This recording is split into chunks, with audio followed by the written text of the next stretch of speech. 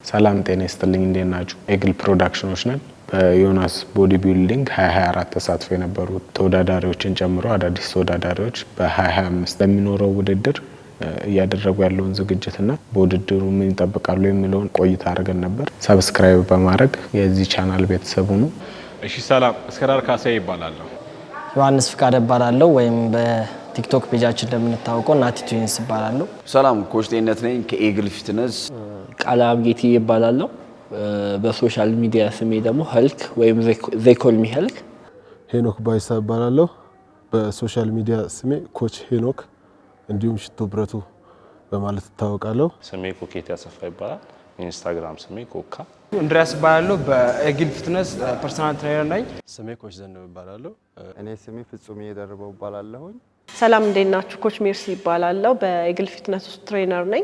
ሰላም እንዴት ናችሁ? ኮች አቤል ነኝ። የሜንስ ፊዚክ የሪጂናል አዲስ አበባ ውድድር ሁለተኛ ደረጃ ነው የወጣሁት። የ2024 የሚስተር ኢትዮጵያ ቦዲ ቢልዲንግ ኦቨርኦል ቻምፒዮን እና የ2025 ደግሞ በዝግጅት ላይ ይገኛለሁ። ስፖርት የጀመርኩት 11ኛ ክፍል እያለሁ ነው የጀመርነው። ላይክ ከጓደኞቼ ጋር ተሰብስበን እንዋላ አይደል ብረት ቤቶች ምናምን ላይ የዛሬ 2 አመት ከ9 ወር አካባቢ ነው ኤግዛክትሊ። ዛሬ ትንሽ ስለ ቦዲ ቢልዲንግ ሃይላይት ሼር ላድርጋችሁ ብዬ ነው። የአትሌቲክስ ሙያ ነበሩ፣ ሯጭ ነበርኩኝ። እሱን ተከትሎ አትሌቶችንም በማሰልጠን ላይ ይገኝ ነበር። ከዚህ ከ4 አመት በኋላ የሰውነት ግንባታ ባለሙያ ኦር ወደ ፊትነስ ውስጥ ገባው እና በወስዋስ ነበር የተጀመረው። ግማሾቹ አቆሙ፣ እኔና 1-3 ልጆች ቀጠልን ማለት ነው። ከዛ ሳላስበው ራሴን ቦዲ ቢልዲንግ ውስጥ አገኘሁት። ከጀመርኩ አይ ቲንክ ግሬድ 9 ላይ ነው የጀመርነው። መጀመሪያ የብረት የሚባል ነገር ስነካ፣ ከዛ በኋላ እያቆራረጥን ምናምን ሰርተናል። አይ ቲንክ ኦልሞስት አሁን ትሬነር ሆኜ ኦር ሳይንሱ ገብቶኝ በደንብ ሲሰራ 3 አመት ደፍኛለሁ። 3 አመት ከምናምን ይሆነኛል። ብሬክ አፕ ነበር የገባሁት። እንዲሁም ሳይነስ ያመኝ ነበረ እና እነዚህ 2 ጥምረቶች ነበር ወደ ቦዲ ቢልዲንግ ህይወት የከተቱኝ ማለት ነው። ስፖርት ቤታችን የተለያዩ ትሬነሮችን እንደያዘ ይታወቃል። ከዛ ውስጥ ደግሞ አንደኛው ዘ ቻምፕ ስኬ ሲሆን ስፖርት ከጀመርኩ 4 አመት የሆነ የጀመርኩበት አጋጣሚ በኮቪድ ጊዜ ከኳስ ወደ ጂምናዚየም ወደ ብረት ውስጥ ገባው። ከቲክቶክ ዓለም በፊት በፌስቡክ ዓለሙ ላይ በ2009 በኢትዮጵያ ካላንደር መላ ኢትዮጵያ 2010 መላ ኢትዮጵያ ሻምፒዮን የነበርኩ ለኦልሞስት ወደ ከ8-9 ጊዜ ሻምፒዮን የነበርኩ ቦዲ ቢልደር ነኝ። አርባ ምንጭ ላይ በተደረገው የቦዲ ቢልዲንግ ውድድር ላይ በተሳካ ሁኔታ አጠናቀነዋል። በርካታ ተወዳዳሪዎች ከተለያየ ሀገር መጥተው ነበሩ። አሁን ደግሞ ከፊት ለፊታችን የዮናስ ቦዲ ቢልዲንግ ውድድር አለ። ከዚህ ቀድሞ በፊት ያው ስኬዘ ቻምፕ ነበር ያነሳው።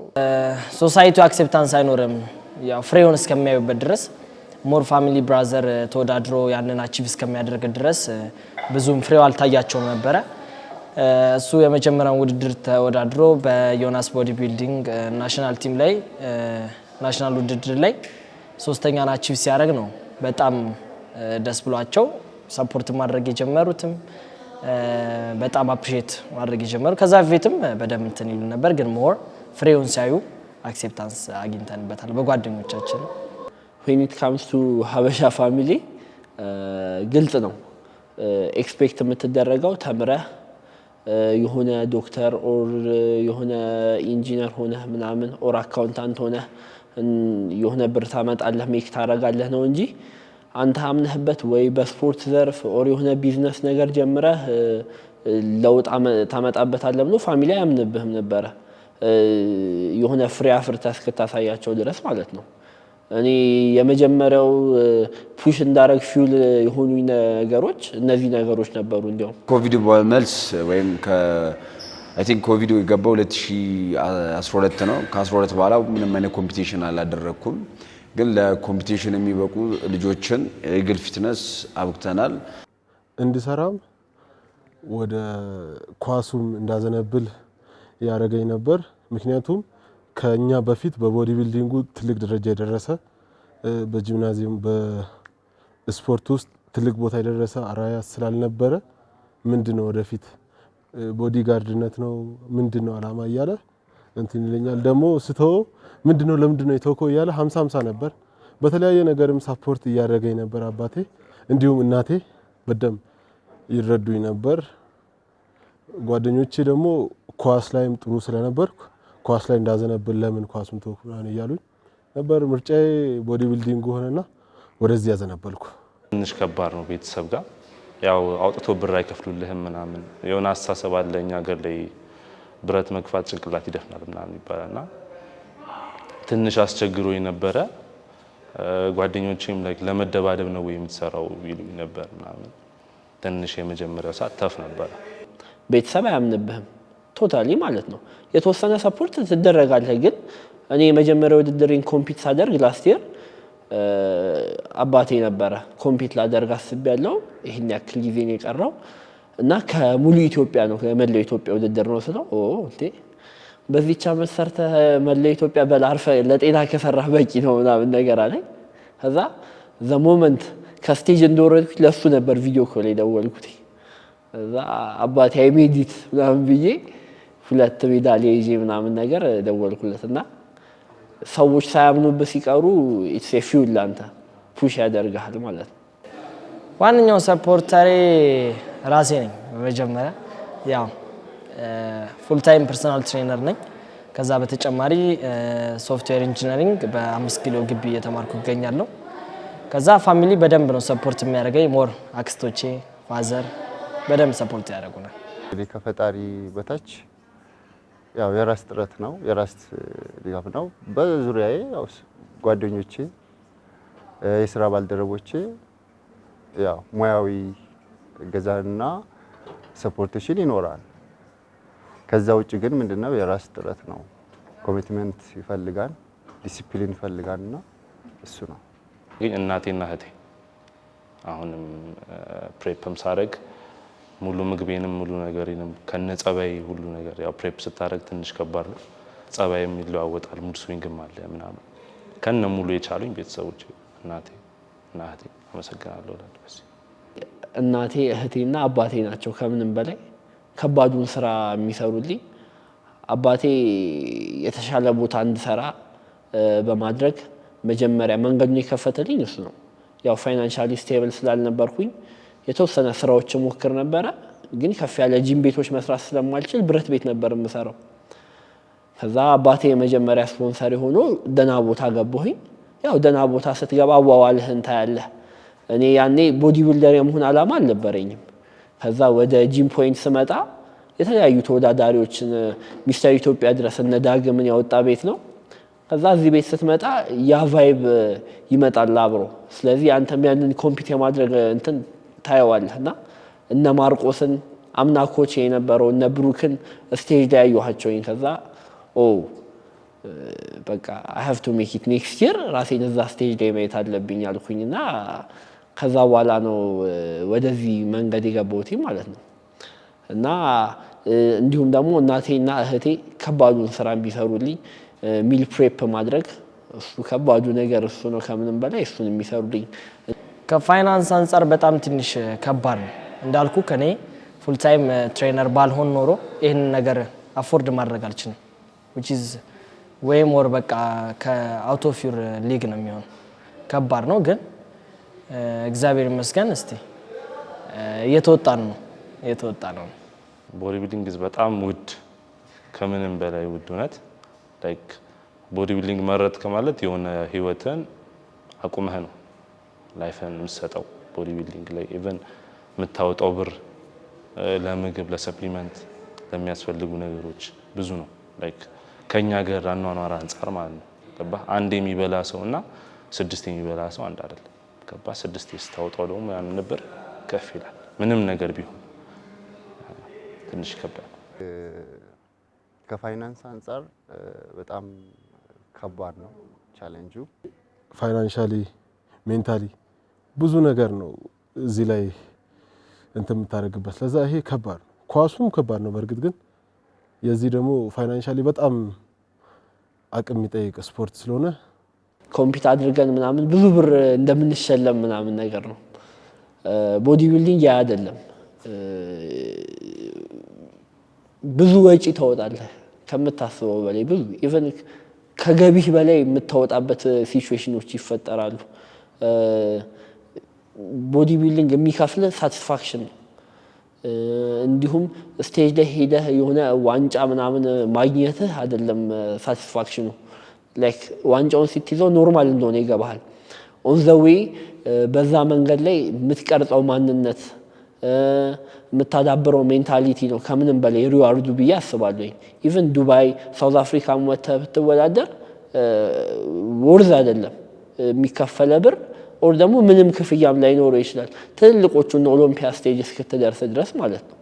ስለዚህ ቦዲ ቢልዲንግ በመንገድ ላይ የምትሰራው ሜንታሊቲ የምትሰራው ማንነት ነው እንጂ ያን ያክል ሪዋርድ የሆነ ወርዝ የሚያደርገው አይነት አይደለም። የምታወጣው ወጪ ምናምን በፍጹም ገንዘብ አንፃር በጣም ከባድ ነው።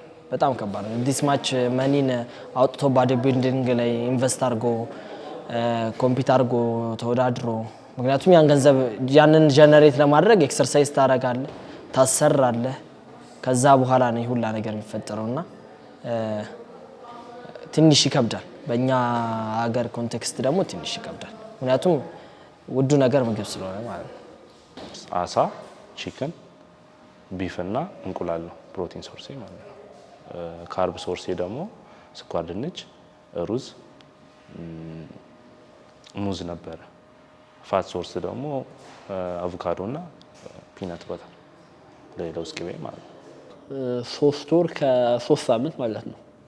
16 ዊክስ ነው ፕሬፕ ያደረግነው። አዎ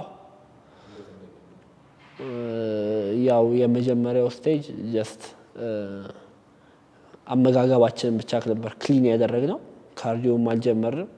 እኛ እንቅስቃሴያችን ብዙ ስለሆነ ላይክ 16 አወርስ ኤ ዴይ ምናምን ስለምንሰራ ብዙ ሙቭመንት ስለሚኖረህ ኢት ካውንትስ አስ ካርዲዮ እና መጀመሪያ ምግባችን ክሊን ወደ ማድረግ ነበር ሄድነው። ከዛ ካርዲዮ ይጀመራል። ምግብ እየተቀነሰ ካርብ እየተቀነሰ ይሄዳል። በመሃል ያው ለፒክ ዊክ የምትባለዋን ሳምንት ሙከራ ይደረግብሃል። ሰውነት በምን ሪያክት እንደሚያደርግ ምን ካርብ መውሰድ እንዳለብህ እነሱ እያለ እየተቀነሰ ይሄዳል ማለት ነው። ፕሬፕ ማድረግ ከጀመርኩ በኋላ እንቁላል፣ ቴላፒያ እና ቺክን ብረስት። ያው ፕሪፑ በጣም ከባድ ጊዜ ነበር። አሁን ላይ ያለው በጣም 5 ወር ሙሉ በጣም ከባድ ጊዜያትን አሳልፌያለሁ በዚህ 5 ወር ውስጥ። አሁን ላይ በተዘጋጀው ውድድር በጣም በበቂ ሁኔታ ዝግጅቱን እያደረገ ነው ያለው። ዝግጅቱ በጣም ከባድ ነበር። እንደመጀመሪያም ከብዶኛል። መራብ ሊኖር ይችላል፣ መቸገር ሊኖር ይችላል። አፎርድ የማታደርግበት ፋይናንሻል አቅም ልትፈተን ትችላለህ። ያው ከኢትዮጵያ አርአዬ ማርኮ ነው ኮቼ። ከልብ እሱንም ማመስገን እፈልጋለሁ። በአጋጣሚ እንደውም የረሳሁት ሜንታሊም ፊዚካሊም ፑሽ እያደረገን ኢቭን ይህ ዓመት ይቅርብን ያልንበት ሁላ ሰዓቶች ነበሩ። ሰውነት ባሰብከው ደረጃ አልሄድ ሲልህ በቃ ምናምን ብለህ ሜንታሊ ትደክማለህ። ያንን ሁላ ፑሽ እያደረገ አይዟችሁ እያለ ለዚህ ያደረሰው እሱ ነው ማርኮን። እንዲሁም ደግሞ ብሩክና ማርቆስ ወደዚህ ኮምፒቲሽን ቦዲ ቢልዲንግ እንድጀምር በቃ ዋና መስመር ይሁንኝ። በሌላ መንገድም ልጀምረው ይችል ነበር፣ ግን አሁን እኔ በገባሁበት ወይ እነሱን ስቴጅ ላይ ማየቴ ነው። ከዛ በኋላ ኔክስት ይር አይ ሃቭ ቱ ሜክ ኢት እኔም እዚህ ስቴጅ ላይ መኖር አለብኝ ብዬ እንደሊያረጉኝ ሁለቱ ስለሆኑ ማርቆስና ብሩክን በጣም ከልብ አመሰግናለሁ። አርአዬ በመጀመሪያ እኔ ወንድሜ ነው። ምክንያቱም ከኔ ወይ ሞር በጣም እዚህ ነገር ላይ ዲፕ ገብቶ ወዶት አቺቭም አድርጎ ያሳየኝ እንደሚሆን የሚያሳየኝ እሱ ነው። የመጀመሪያ አርአዬ ወንድሜ ነው። ከዛ በኋላ ያው ሁላችንም እንደምንወደው ሲበም ሌሎችም አሉ፣ ግን ያው እንዳልኩ መጀመሪያ ወንድሜ ነው የኔ አርአያ። ሀገር ውስጥ አርአዬ ማርኮ ኮቼ ነው። በዛውም የሱን ፈለግ ነው መከተል ፈልገው። ከውጭ ደግሞ የተወሰኑ ኢንፍሉዌንሰሮች አሉ እንዳለው ሲበም ወደዋለሁ። በዋነኝነት ዶሪን ኤድሰን ወደዋለሁ። የሱን ፕሪንሲፕል መከተል ፈልግ ነበር ከድሮን ጀምሮ። እሱን ወደዋለሁ። ላስት ይር ላይ ሁላችሁም የምታውቁት ስኬዝ ቻምፕ 2024 ላይ ዮናስ ቦዲ ቢልዲንግ ሻምፒዮን ነው። ዚስ ይርም ይወዳደራል። ስኬን ኢትዮጵያ ውስጥ ካለ ቦዲ ቢልደር ከድሮ እስካሁን ካየዋቸው ቦዲ ቢልደሮች እንደ ስኬ አይነት ቦዲ ቢልደር የለም።